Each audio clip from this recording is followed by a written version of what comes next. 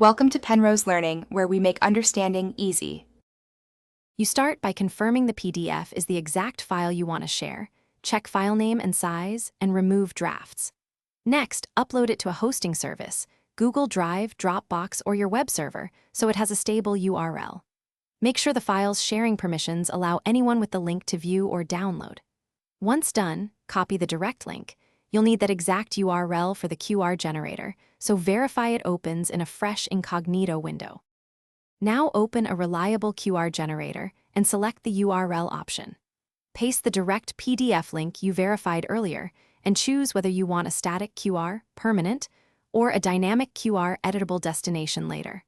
Customize size, error correction level M or Q is good for printed materials, and optional visual branding like a small logo or color palette.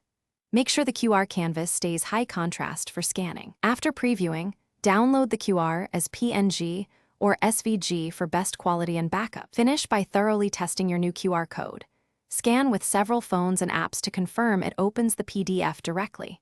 For print, use an SVG or high-resolution PNG and keep the code at least 2 to 3 inches wide depending on viewing distance.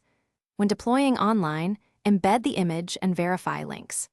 If scanning fails, check the hosting permissions, remove any redirect layers, and ensure the URL is direct to the file. If problems persist,